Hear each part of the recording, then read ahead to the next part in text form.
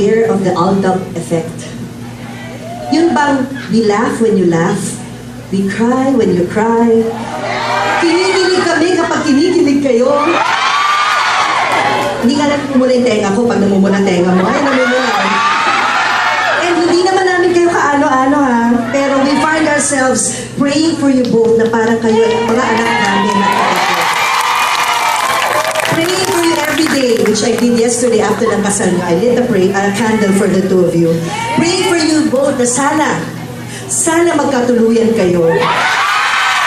Sana walang sumira sa love team ninyo. Na sana hindi kayo malamon ng sistema ng showbiz. Na sana mag-pray din kayo for discernment kung ano ba talaga yung tunay na feelings nyo para sa isa't isa. But last year to ha. Beyond the scripts, beyond the TV characters that you play, beyond the blinding lights, the studio noise, beyond the hiyawan, kantsawan, and palakpakan, give it a chance. Listen when your hearts are silent. It's your call, Alden.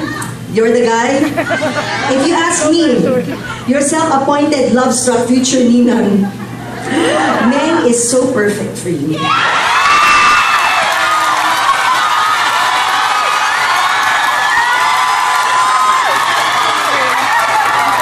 Siya, ang swerteng dumating sa buhay mo sa tamang panahon. Siya, ang blessing sa buhay mo. There is a reason why God gave you to each other. At first, to make all of us, your fans, the Aldab Nation, very, very happy. Woo! And the Aldab Nation thanks the two of you for making us all so happy. Thank you. Hindi nyo na alam kung gaano kayo nakakatanggal ng stress sa buhay namin.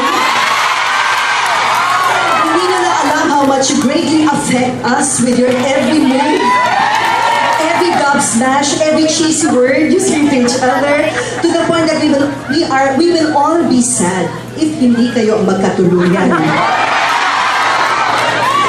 So are you two praying for an answer?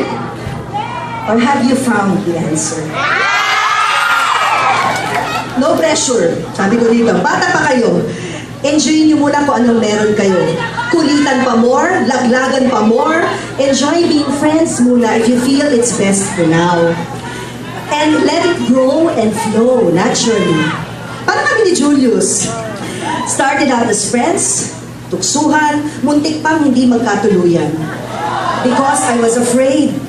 I told him before, Julius, what if nag-BFGF tayo, tapos nag-break tayo at mag-away? How will we face each other on television and still work together?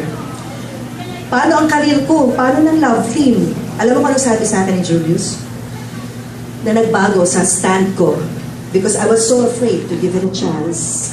He looked at me in the eye and told me, what if we don't give this a chance? We will end up growing old with that question forever haunting us. What if? And so I end my Ninang novela with this. Once you find someone who makes you happy, who gives you that incomparable inner joy, and you can't stop thinking of him or her, and never let him go. I'll always be here with the millions of Aldab fans all over the world supporting you both, forever. And P.S. Someday, sagot ko na ang wedding cake. Para maulit ang subuan nyo ng cake, ng first date ninyo ni Maine, na nabilaukan. Sino ba nabilaukan? Si Maine. Sagot ko na ang show my king dahil meron na kay suka at toyo. Dali nyo na lang ang panulak na Coke, gatas at downy. At pagkasal na kayo, matuto kang maglaba, Alden. Gamit ang tide, syempre. Habang kumakain at pinagluluto ka ni May ng sardinas. Ang favorite ko. O paano, talk and text na lang tayo. At i-talk and text ko na ba ang mga Aldabnatics talaga. Gamit ang O-phone at Oppo. Teka, don't forget ha, pabelo muna kayo bago ang romantic date. Para belo fix bago mo isuot ang iyong belo. Nasuot ko na kahapon. Love always, Ninang Love, dated November